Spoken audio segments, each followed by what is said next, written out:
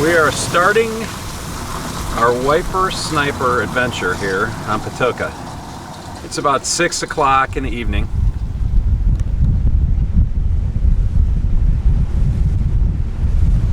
Alright, this is Kevin Hill, the wiper sniper. I fished with a ton of people for stripers and hybrids, and Kevin is one of, if not the most knowledgeable people. And I'll tell you what, when it comes to electronics, Kevin is the man. So he's going to do a lot of explaining of what he's doing, how he's figuring this out. It's not just drive around the lake and wait for a bite. Umbrella rod. I'm going to run it back about 95 feet. Downrigger rod. And what do you have on the downrigger? Bucktail. Basically, the jig on the bucktail is pretty much the same as what the final bait, the bait with the hook on the umbrella rig is. You can see a close-up of it right here. My umbrella rod's probably about 15 feet down. I'm going to be 55 feet back on this side downrigger. We're going to go 13 feet down on it.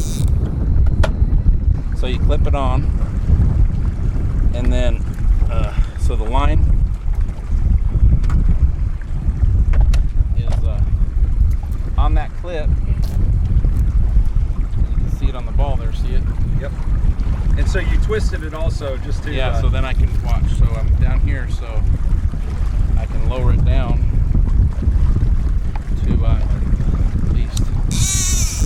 We're going to go down to 13 feet, which is right here on the downrigger. So 13 feet right there. Yep. And then I reel it tight down to the ball like this. So most people know how downriggers work, but for those that don't, what happens is when the fish hits, it will have enough force to pop it off that clip that he just attached to. And the rod flies up and goes back down. Yep, and you're fighting a fish Right. with no weights, no nothing, just a normal situation. And so Kevin's got 4 downriggers. He's got 2 with long arms out the side, and then he's got 2 that go off the back. The lead is the distance between the cannonball and the lure. So how long a lead do you typically run? This is 60 feet right now. Between this and the back lure? Yeah. 60 feet. Okay. So how much deeper do you think your bait is than the ball? Very little? Like a foot, maybe. Okay. So loop in there like that. Put it on the clip. Like that. You see it on there, right? Yep. Those are Chamberlain clips. Chamberlain really good clips. And then he just lowers it to whatever depth he wants. 15 feet down on that. Adjust your drag. Okay. Next up. Got that side of the boat out. I think that's my buddy out there. I think that's Glenn. Alright. So the umbrella is... That's the white sniper right there. Nice. So he's got a bunch of basically teasers. These are rubber jigs with no hooks on them. And the very last one that's trailing behind, it's got the hook on it. That's a chatterbait. I run chatterbait. Okay, so you got a chatterbait on that.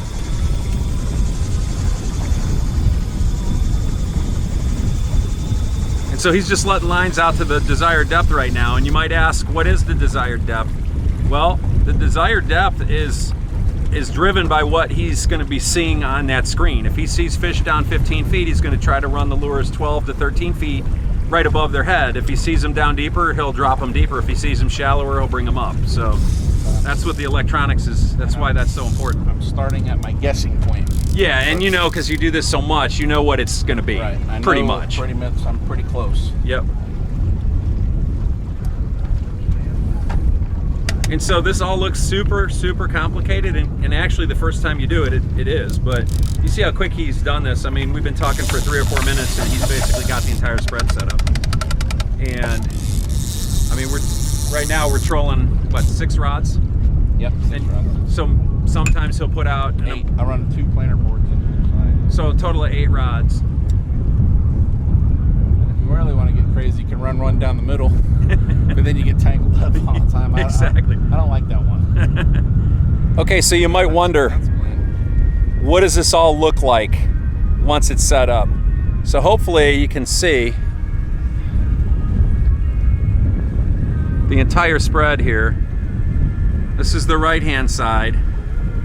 So we've got 3 rods out that side, and we got 3 rods out this side. And Kevin hasn't yet set the planer boards. The planer boards we'll show you in a minute, and they just really add a whole new dimension to this, because now you can cover distance out to the left and out to the right.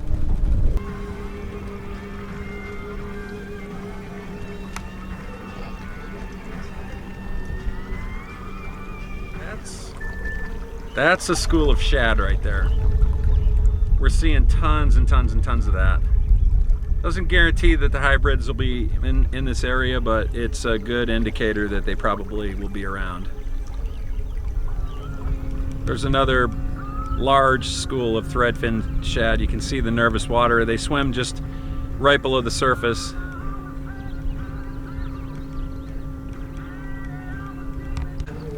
All right. Here we go. There is a massive pot of fish right there. This is my downrigger balls right here. This is side scan. This is the chart. Here's the island off to our left. This is all hybrids right here. Yep. All right, here we go. First fish of the day. And that came off of what, the outside downrigger? Yeah. The one you raised up, because we kept marking fish shallower than what Kevin's normally used to. And so he raised up the downrigger ball, and almost immediately, boom, a rod goes off. Oh yeah, that's a good one. Dude, that's a really, really nice one. Holy crap. Dude, that's a biggie. Holy buckets, man. Oh, we got him in the net. All right, in the net. Nice fish. Lift him up. I got it. That's a 7-pound fish right there. Easily. Okay, so I'm gonna show you something. These fish are crazy, man. You can't be thumbing them like a bass guy, because you'll get your finger with a hook for sure. I know. So what I do, I don't even mess with the lure. I get them like this.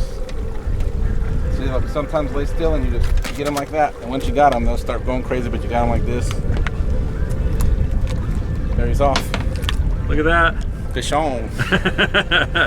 Hold them up sideways so I can get a little better shot of them. I want to get a close-up of how beautiful these fish are. I mean, just the scale patterns of these things are so cool. I mean, they're really beautiful fish.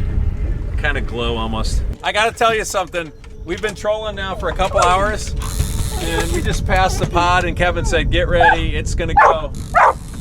Hey, out.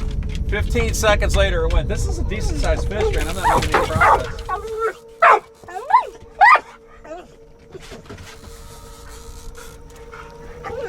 Oh yeah, it's a hybrid, good one.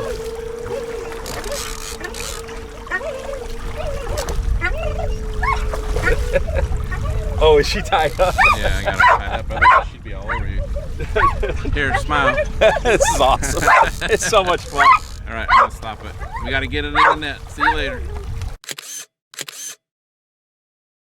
He just turned around, went over the same school, and the exact same rod went off. And all the rods have the same bait on it, so it's not the lure. You smelled it. Yeah, crazy. Hooked them. Just choked it. You couldn't even see the bait. This guy's a little more normal.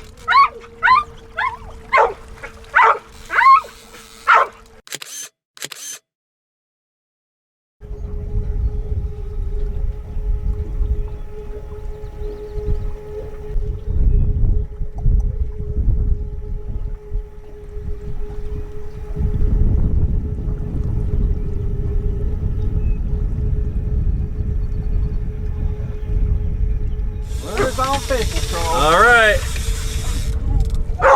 We just went through a nice pod, and the right umbrella went nuts. Oh, look at the screen. Look at the film on the screen.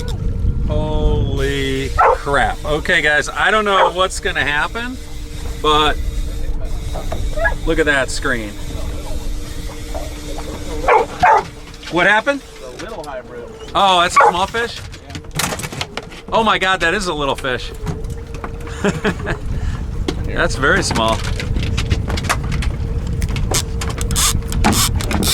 Go on. There's a lot of them though.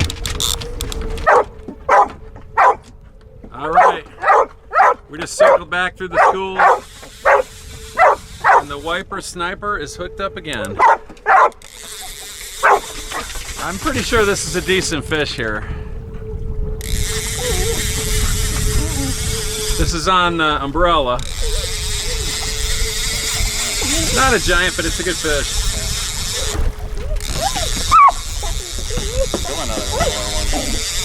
We're gonna wrap this up here real soon, but you guys get a good idea of what Kevin does out here. It's really scientific. It's really awesome fishing with him because there's so much thought and adjustment that goes into it. It's not just driving around with a bunch of baits behind the boat.